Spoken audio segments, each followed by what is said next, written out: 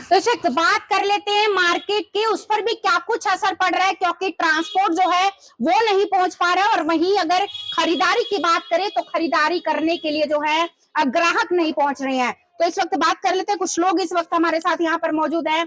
Sir क्या कुछ कहेंगे, क्योंकि ट्रांसपोर्ट नहीं पहुंच पा रहे। वहीं नेट की भी बात कही गई जी जो है सामने, क्योंकि 11 तारीख से नेट बंद है और आज 17 तारीख है। जी हाँ, बिल्कुल 6 से 7 दिन हो चुके हैं और अभी आगे ये बढ़ेगी चीज या नहीं बढ़ेगी इसकी पुष्टि नहीं कर सकते, लेकिन नेट बंद होने की वजह से भी बिजनेस पर जो है वो खासा असर देखने को जो है वो मिल रहा है। सर क्या कुछ कहोगे, पहले अपना नाम बता दीजिए। हरीश कुमार गोयल। जी हरीश जी, क्या कुछ कहेंगे, क्या कुछ असर पड़ रहा है व्यापार पर? व्यापार पे एक तो नेट का बहुत बड़ा इफेक्ट है, क्योंकि ना तो कोई बंदा व्यापार कर पा रहा है, ना कुछ आगे भेज पा रहा है, ना कुछ अंदर आ पा रहा है, जिसकी वजह से दुकानदार बिल्कुल मोहताज हो गया है कि बोनी के भी लाले पड़ गए जी। क्योंकि जब तक बंदा दुकानदार सर्वाइव नहीं करेगा, सर्वाइव कैसे करेगा जब धंधा नहीं होगा तो सर्वाइव भी नहीं कर पाएगा।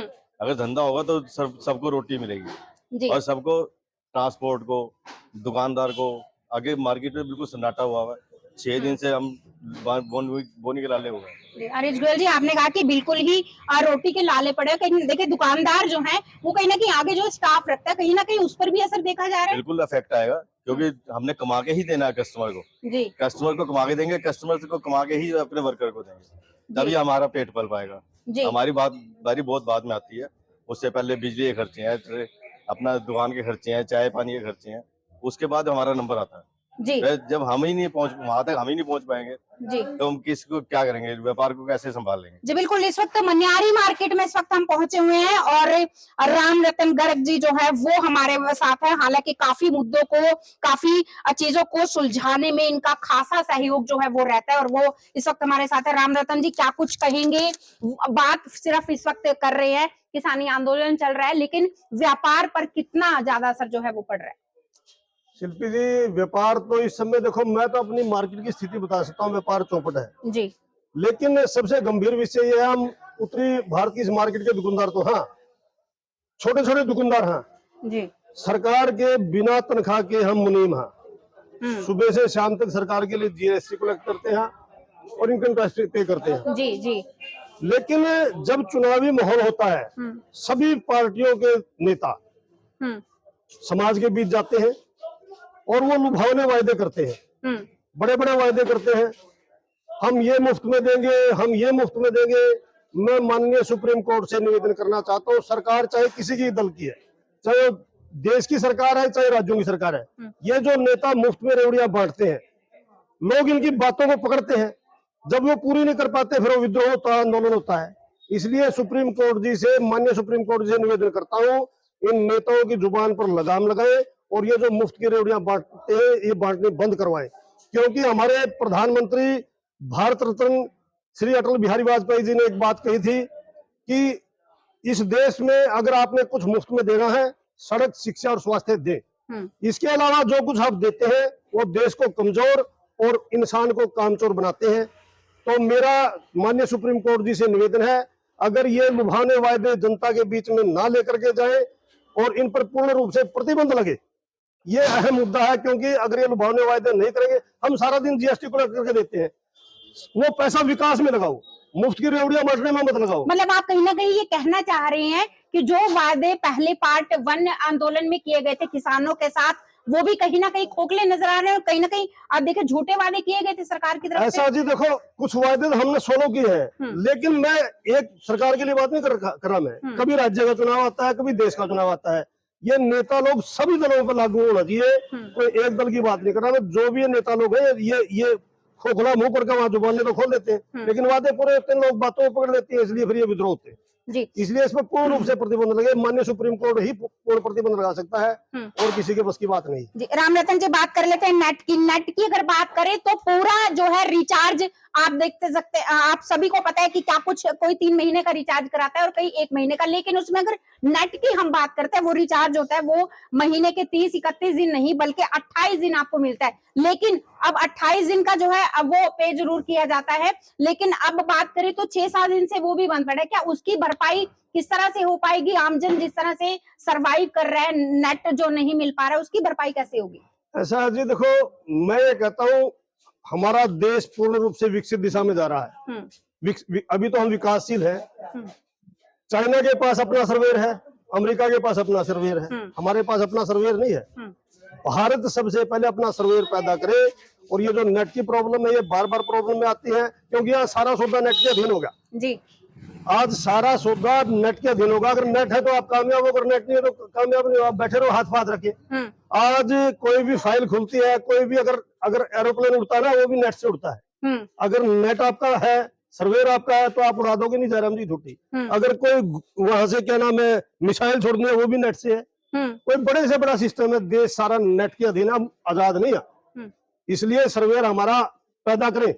अगर हमारे उपग्रह होंगे, सर्वेयर होंगे, तो हम अपने पे डिपेंड करेंगे जी। नहीं तो अभी दूसरे जापान, चाइना और अमेरिका पे डिपेंड पड़ेंगे जी। रामरतन जी, देखा जाता है, मतलब सभी देख भी रहे हैं और आप भी जानते हैं कि आप नगर निगम के काफी काम जो है वो सॉल्व भी करवाते हैं, आमजन के काम जो है सॉल्व करवाते हैं। लेकिन कहीं ना कहीं प्रशासन भी कहता है, सरकार कहती है कि आज के समय में, आज के दौर में कोई भी अगर आपको डॉक्यूमेंट बनवाना है तो आप वो घर बैठे ऑनलाइन जो है बनवा सकते हैं। लेकिन इस स्थिति में जिन लोगों को अभी इमरजेंसी जो है डॉक्यूमेंट चाहिए, वो किस तरह से सरवाइव कर पा रहे होंगे? क्या कुछ कहेंगे उन लोगों के लिए, और इसके लिए सरकार को क्या कुछ कहेंगे?